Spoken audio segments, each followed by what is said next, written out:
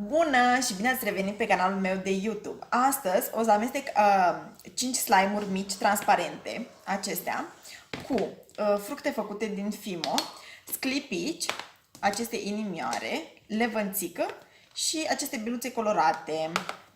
Să începem!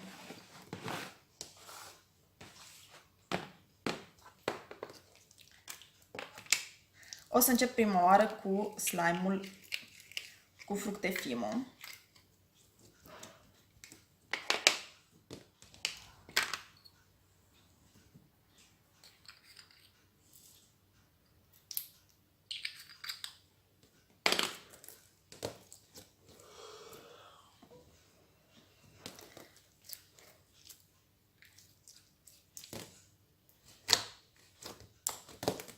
Wow! Foarte drăguț, o să-l amestec un pic mai bine.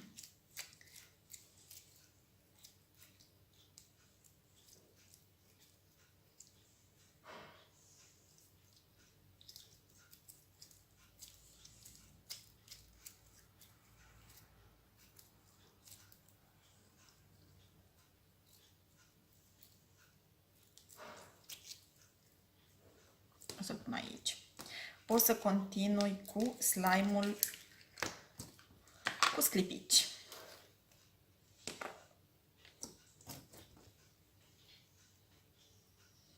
Am niște sclipici auriu.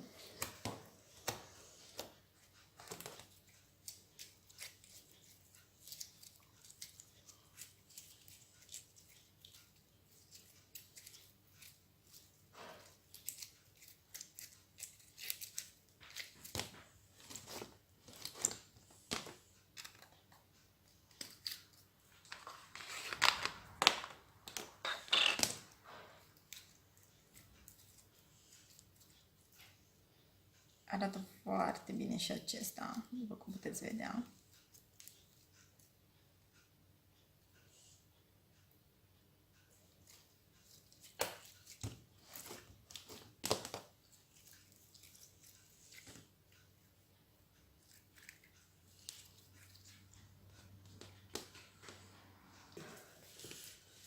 O să continui cu slime-ul cu levănțică.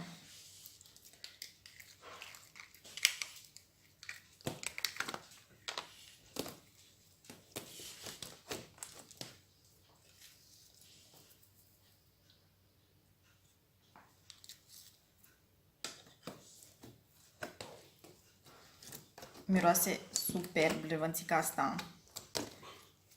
Wow!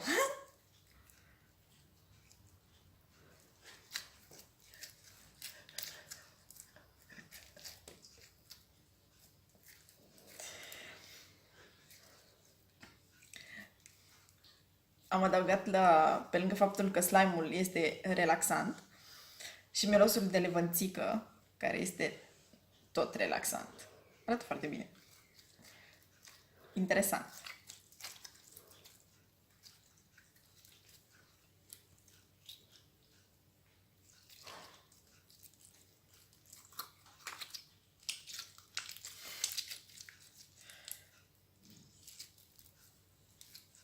O să-l pun aici. Acum o să trecem la slime-ul cu biluțe.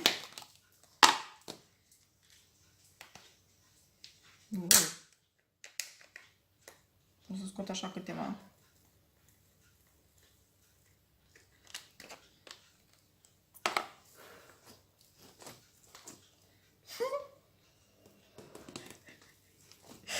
Zici că sunt un șoricel, așa fac.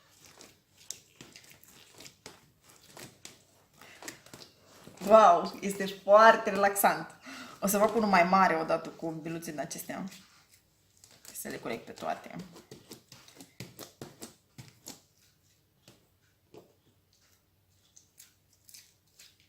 Se simte foarte bine. Ăsta cred că îmi place ca și consistență cel mai mult dintre toate. Deși este posibil să fi pus un pic cam multe biluțe. Este foarte frumos și foarte colorat. Doar că am pus prea multe biluțe, mai mult ca sigur.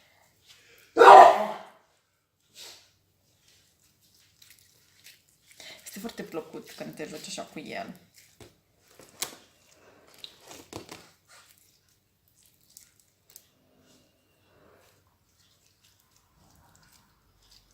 Ok. Și acum să trecem la ultimul slime, cel cu inimioare.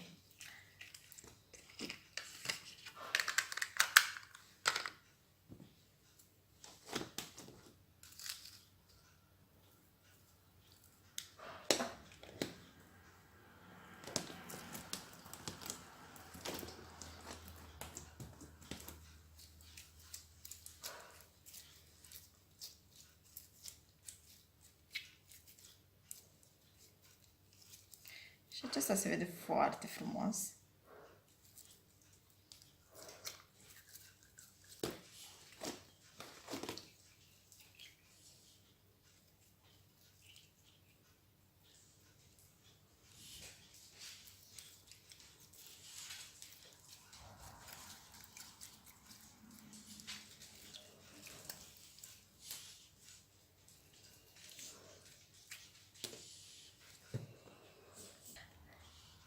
Astea au fost cele 5 mini slime-uri. Arată foarte bine, îmi plac toate. Am pus puțin cam multe biluțe în acesta, dar se simte foarte bine. Acesta cu inimioare este foarte frumos, îmi place foarte mult culoarea. Iar cel cu levănțică miroase superb. Dacă v-a plăcut videoul de astăzi, nu uitați să dați like, share și subscribe. Iar în secțiunea de comentarii aștept ideile voastre despre ce fel de slime-uri ați vrea să mai vedeți la mine pe canal. Vă mulțumesc!